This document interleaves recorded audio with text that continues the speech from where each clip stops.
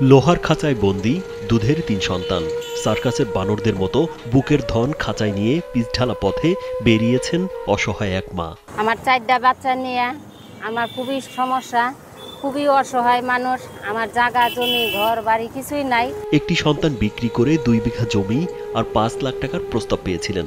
অভাবের তুলনায় বড় সুযোগ মনে করলেও নিজের কলিজা কেটে অপরের কাছে বিক্রি করতে রাজি হননি এই হতদরিদ্র মা। আমার বাচ্চাগুলা না খায় আছে, তারপরে বাধ্য হয়ে আমি রাস্তার বাইরে হইলাম। কয়েকদিন আগে পাওয়া সহায়তার ৭,০০০ টাকা দিয়ে একটি লোহার খাঁচা বানিয়েছেন দিশেহারা এই মা। এখন খাঁচায় জড়িয়ে রয়েছে শিশুদের ভবিষ্যৎ। সন্তান নয়, বরং তাদের খরচ জোগাতে নিজের কিডনি বিক্রি করতে চান মা।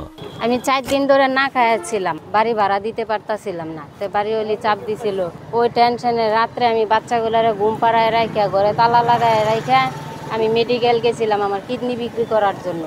যে কিডনি বিক্রি করে কিছু টাকা দুটো হয়তো 1-1.5 বছর বাচ্চাগুলারে খাওয়াইতে পারবো, পরে কাজ কাম করে খাবো। 5 বছর আগে বিয়ে হয় জান্নাতের।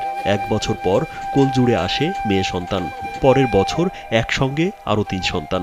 আমার 3টা মেয়ে, একটা ছেলে। প্রথমে একটা মেয়ে হয়েছে, ওর বয়স 3.5 বছর।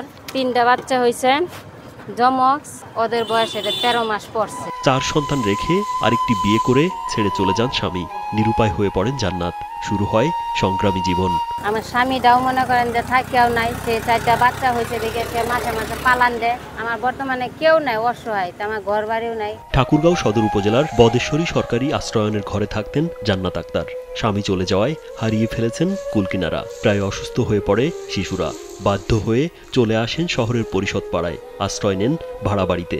দেশের মানুষের কাছে আমি একটাই আবেদন করি, আমি যেন একটা তাহার জায়গা পাই, মাথা গুজার একটা ঠাঁই পাই বাচ্চাগুলোকে, এবং পড়ালেখার খরচ যেন দেয়, আমি যেন চলতে পারি। অসহায় এই মায়ের পাশে সাধ্যমতো দাঁড়িয়েছেন প্রতিবেশীরা। সাহায্যের আহ্বান জানিয়েছেন সরকার ও বিত্তবানদের। এই বাচ্চাটি যে যায় আমাদের বাসা যায়, কোনোদিনও বলবে না যে আমার আন্টি আমাকে এতটুকু খাইতে দেন। তো প্রায় 4টা বাচ্চা, 4টার মধ্যে 3টা যমজ বাচ্চা, একসাথে 3টা হয়েছে।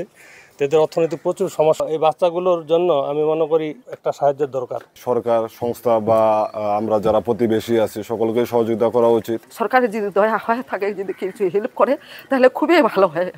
পরকালে সবাই মিলে যদি সাহায্য করে দিচ্ছে। একটি ঘর ব্যবস্থা করে দেওয়ার পাশাপাশি মা ও শিশুদের পাশে থাকার আশ্বাস দেন অতিরিক্ত জেলা ম্যাজিস্ট্রেট সর্দার মোস্তফা শাহিন। ইতিমধ্যেই জেলা প্রশাসন ঠাকুরগাঁও এই বিষয়টি অবগত হয়েছে। ওই পরিবারকে আবাসন সহ খাদ্য সামগ্রীর ব্যবস্থা করা হচ্ছে এবং পাশাপাশি আবাসন এবং স্থায়ীভাবে যাতে একটা কর্মসংস্থানের ব্যবস্থা করে দেওয়া যায় সে বিষয়ে জেলা প্রশাসনের পক্ষে ডিসি স্যার সিদ্ধান্ত দিয়েছে। আশা করি অতি শীঘ্রই এটা বাস্তবায়ন করা হবে। জান্নাত আক্তারের জীবনের গল্প যেন কল্পনাকেও হার মানায়, নতুন করে ভাবতে বাধ্য করে মানুষকে। যে সময় স্বামী সন্তান নিয়ে সুখের সংসার করার স্বপ্ন দেখেন নারীরা, ঠিক সেই সময়ে জীবিকার তাগিদে বাস্তবতার কাছে মুখ থুবড়ে দাঁড়ায় সব মানবিক অনুভূতি। রাজীব বিশ্বাস, কালবেলা।